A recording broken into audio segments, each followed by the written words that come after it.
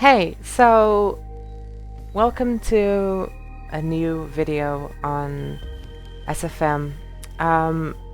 Recently I've been getting a lot of questions, a lot of the same questions, based around reflections in SFM, and instead of making a whole scripted video where I talk about all of that in a very methodical, very slow-paced, very comprehensive way that I never actually get around to doing, I decided to just do this in a quick fashion, in a casual way.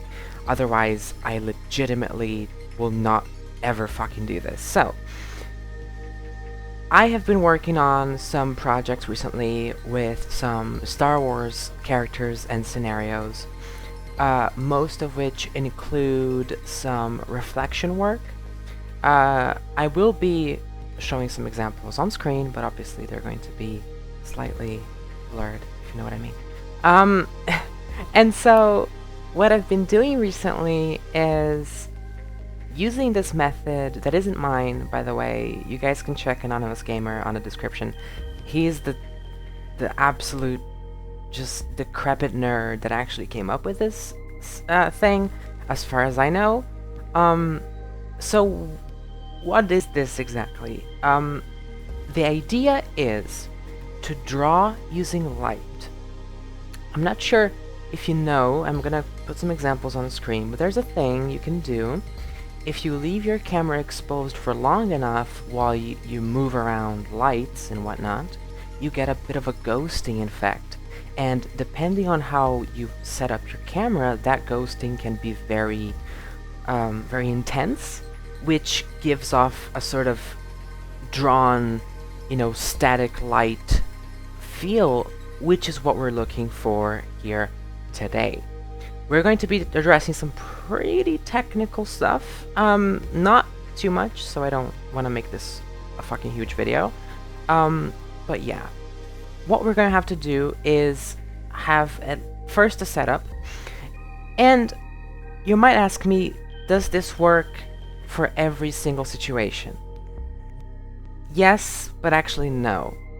What you need is rather specifically set up situations where, in this case, I have a very dark scenario, a very dark scenery that is also very reflective. And to achieve this, I had to actually edit the materials and edit some values. The two values that I've edited the most were Fong Boost and Fong Exponent. Using Exponent, I made the reflections sharper, and with the boost, I made them brighter. So I can actually give a bit of an example here of what I mean. As you can see here, I have this light that I'm gonna set up around here, and as you can see, this material, this floor here, already has, and I'm going to disable lights also, already has very reflective properties to it. I can make it even more reflective if I want, so if I add override materials, and I come here, and I give some fucking just crazy Fong exponent values, like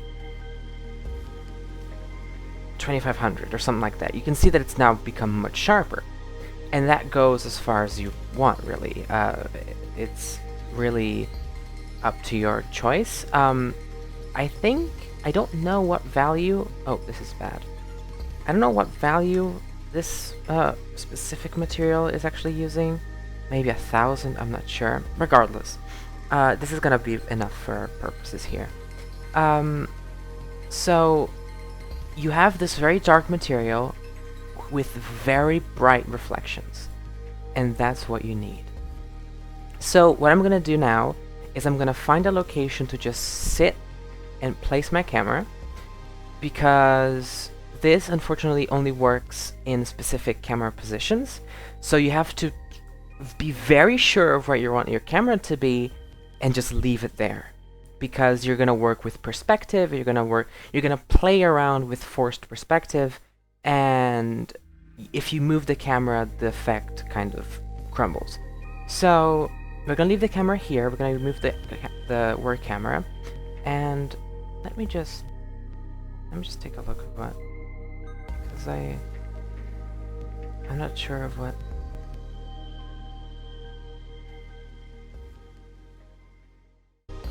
What we have here is a character and a very bright light source.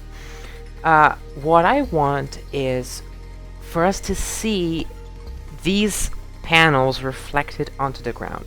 So I'm going to use this light I already created, and I'm going to make sure, and I'm going to make it very wide as well, just for now, and I'm going to make sure it is placed exactly where I feel the reflection would start. Now this is a trial and error. It's very good to get other people's opinions on the positioning, because your eye can sometimes be a bit off. As you can see here, it looks very good here if I move it around, but as soon as the camera gets, I move around the camera, it doesn't look as good.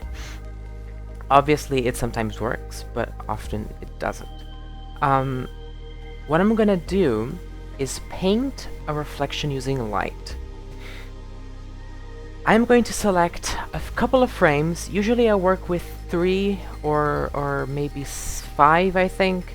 I just have to make sure that I have at least one keyframe in the middle and a feel around it, but you gotta make sure that you're right in the middle. So what I'm gonna do is I'm gonna select the first 5 frames. The first, the second, the third, the fourth, and the fifth. So this is gonna be my middle frame. I'm gonna start here, and I'm gonna make sure the light starts right at the bottom. So this would be where the bottom of the reflection would begin. And I would select the last frame that I would be working with, which would be the second, or maybe the fourth. You gotta make sure you have one right in the middle though. And I'm gonna select this next frame, and I'm going to push the light all the way up. And right now, if you place the cursor in the middle, you're gonna get something, but it's not enough. Definitely not enough for our purposes. Right now it just looks like a bit of a short little stubby light. What I'm gonna do now, and this is the actual trick, this is the actual magic, I'm going to edit my camera settings and edit the shutter speed. I usually use 0.2. Seems to be enough for me. You can sort of practice with however much you want, maybe 15. Just go crazy. And as you can see, I'm already getting results. So this, in my opinion, can already look good enough. You can definitely be a bit more, a bit more careful and a bit more, I guess, strict with how you want things to look. Maybe you want them to look a little bit better, a little bit prettier. What I'm gonna do also is duplicate this light and move it to the side, because I want individual streaks of reflections for each of these lines. So as you can see, now I have reflections. Again, as I said, they probably won't work from every point of view. So if we try here, maybe they won't work as well. They're starting to go to drift off, as you can see. So if I put light like here, the camera here, you're going to see that they're not matching. So you're gonna have to edit and change perspectives as you go. You're going to also have an issue where, as you can see, the character is being lit by these lights, which is why I like working with extremely overly reflective materials, because then you can just reduce the lights to be as dim as you possibly can, but still have a reflective, the reflective shine to it. So I'm gonna try this again, and I'm gonna be copying and moving it around. This is a process that it's very boring at first, but you get very good and very quick results. So let's take a look here. There you go. Boom. very dark, very dim, because of the way I just made these lights extremely dim. I'm gonna make them a little bit brighter. You're also gonna want to mess with the far Z attenuation, just mess with shit so you get the best results. I also did some material working and texture work with these materials on the floor, so they're not, not every material is gonna work for this. Most of them do work. And this is actually very cool because you don't just need to do this sort of work. What you can have a little bit of fun with, and let's take this light, and let's say you want to actually draw with light, so you can just go like this, and you place it roughly in the middle, and if you maybe increase the camera shutter, you start seeing an actual streak of light. So it actually creates these very cool possibilities to create just crazy reflections in any way you want. But you have to be careful of, obviously, perspective. You have to be careful about the position of the camera. You have to be careful with working with proper materials. The way it was set up before, let me take a look here. So here, the way it's set up now, it's gonna work for for these purposes at least for now. But obviously you can do all sorts of crazy shit. You can, I don't know, you can just fucking like, okay, but I don't want just one streak of light, I want individual streaks of light for these individual little like tiles of light. So I do this, and then I move this one, and I do it for the one above. And obviously you're going to get, the more time and effort you put into it, the better it will work, obviously. So yeah, that's basically it. The idea is drawing with light. The specifics are to change the shutter speed of your camera and to edit the material so they're very shiny and reflective. This is not going to work with every material. It should work with most if they have proper, reflections and whatnot. I think if you do try to do a little bit of material working, you can get it to look even better. But again, it's also always up for, trial and error. Also, radius sometimes works a little bit weird with these reflections because they're so sharp. So you're actually gonna see the radius work. You need very high samples, so you need like very long render periods. So give it time, try out different techniques, try out different settings, see what works for you, and that's pretty much it.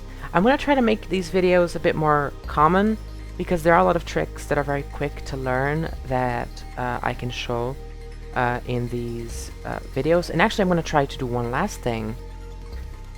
I'm gonna try and show you a lightsaber and how I can actually make a lightsaber look pretty good.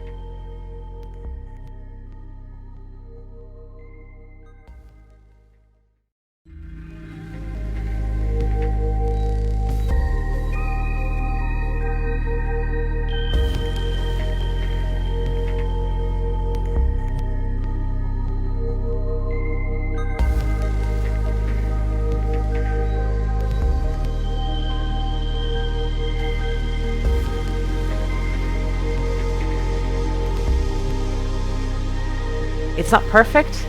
There is a lot of editing and a lot of trickery they have to do to get these things to work, but they do work. And I think if you're able to master them to some extent, they could really improve the quality of your posters. So that's it for this video, I guess. I just wanted to show this little tiny trick that I've learned over the last few months, and hopefully they make your little experiences in SFM more exciting.